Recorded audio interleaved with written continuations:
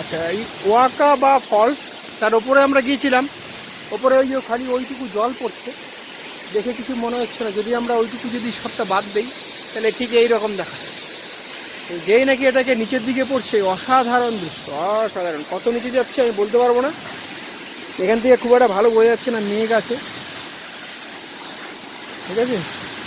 এই এই ফলসটা বেশ অনেকটাই লম্বা আছে, তবে জল এখন বলছে কমে গেছে, বর্ষার সময় আরও বেশি ছিল বলছে, ভালো শব্দ হয় আর বেড়ে যায়।